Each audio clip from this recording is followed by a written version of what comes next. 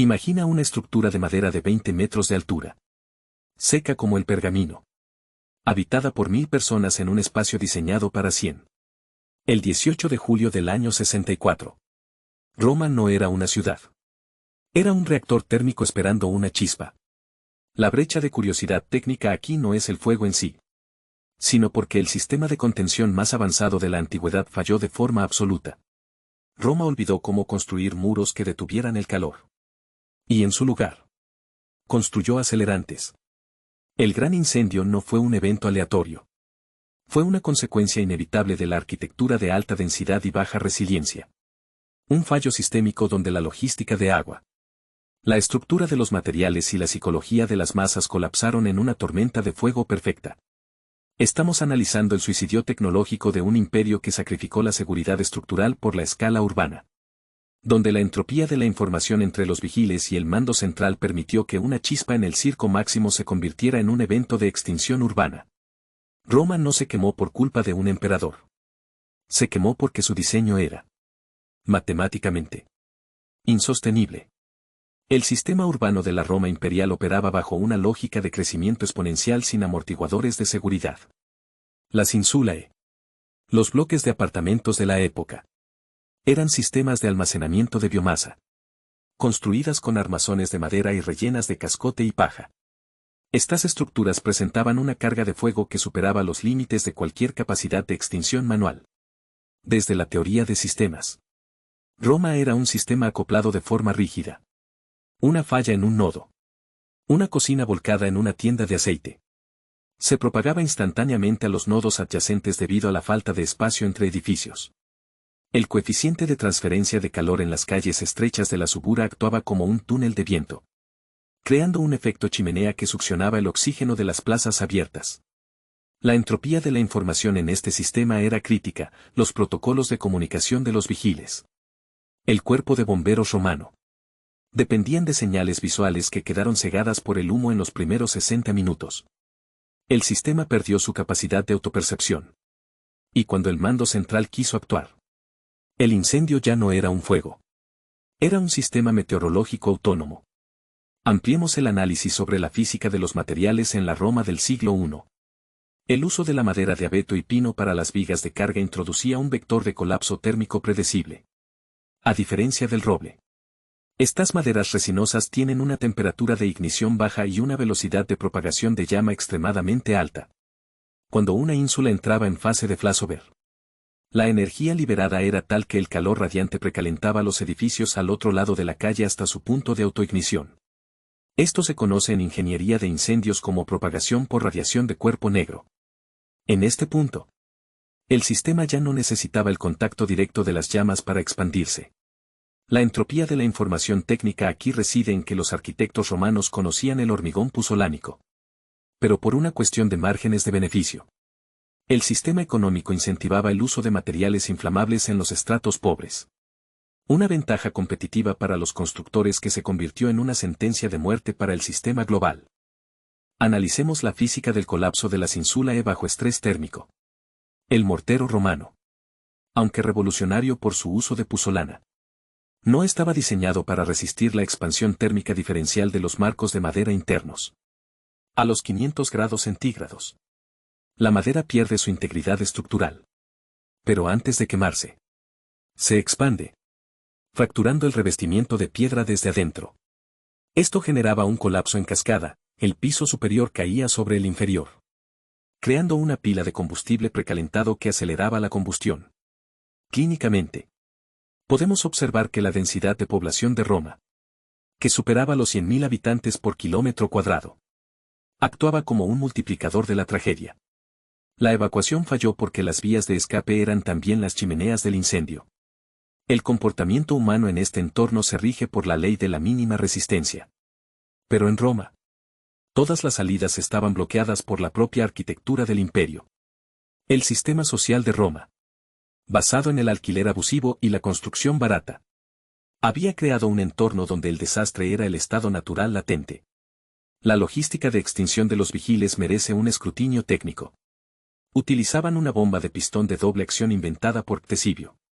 Una maravilla de la ingeniería hidráulica. Pero su ancho de banda era insuficiente para la escala del problema. En términos de procesamiento de señales, la capacidad de enfriamiento del sistema era de apenas unos pocos litros por segundo, frente a una salida de energía térmica de megavatios por edificio. La disparidad entre la amenaza y la respuesta era de varios órdenes de magnitud. Además, la red de acueductos, el orgullo de Roma, estaba diseñada para el consumo estático, no para la demanda dinámica de un incendio masivo. Cuando los ciudadanos rompieron las tuberías para salvar sus casas, redujeron la presión en toda la red. Un fallo de tragedia de los comunes donde el interés individual colapsó el recurso sistémico. El incendio de Roma es el caso de estudio definitivo sobre cómo un sistema altamente optimizado para la eficiencia puede ser catastróficamente frágil ante el ruido ambiental. Hablemos de la termodinámica de las calles romanas.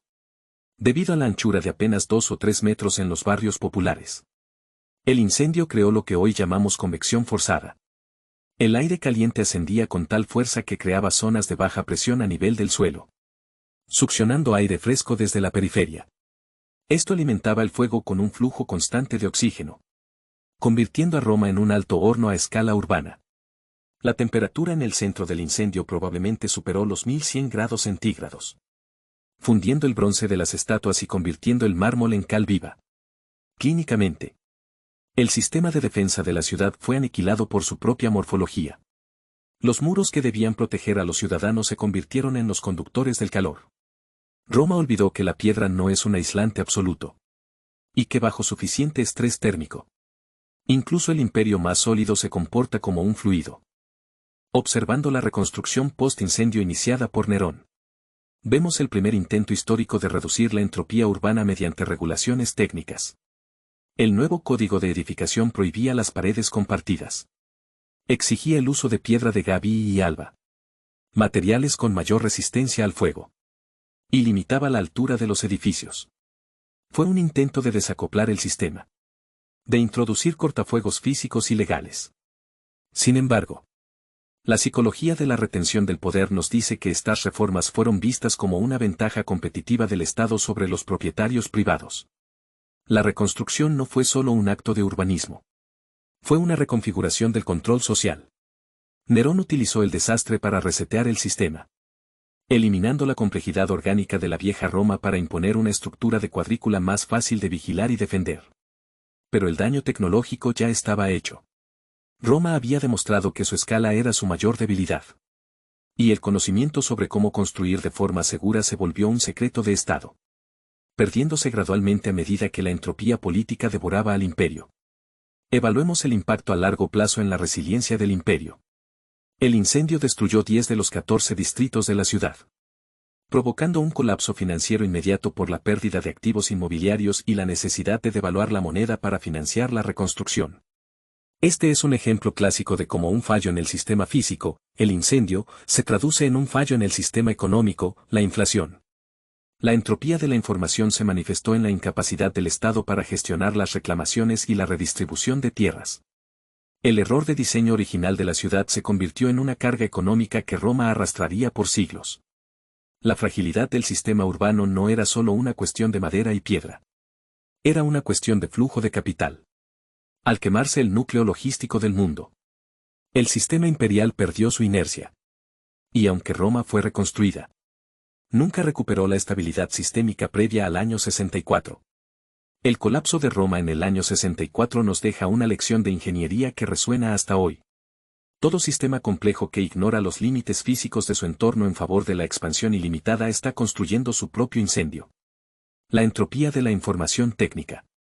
La desconexión entre los arquitectos que diseñaban para la estética y los ingenieros que conocían la fragilidad de la madera, fue el verdadero acelerante. Hoy, nuestras megaciudades operan bajo principios similares de densidad extrema y dependencia de sistemas críticos. El error de diseño de Roma no fue una falta de inteligencia. Fue una falta de humildad frente a las leyes de la termodinámica. Aquel que no entiende la carga de fuego de su propia civilización está condenado a verla arder. Y como demostró el suicidio tecnológico romano, a veces el fuego es la única forma que tiene el universo de corregir un sistema que ha dejado de ser coherente. La ventaja competitiva de una civilización no reside en cuánto puede construir, sino en cuánto puede proteger ante el caos inevitable. Roma nos enseñó que la escala sin seguridad es simplemente una pira funeraria más grande. La entropía siempre gana si el sistema no deja espacio para el error. Al final, las cenizas de la vieja Roma fueron los cimientos de una nueva ciudad más fría, más rígida y más consciente de su propia mortalidad técnica. Pero la lección fue clara: una vez que un sistema olvida sus principios fundamentales de ingeniería, el tiempo se encarga de recordárselos de la forma más violenta posible.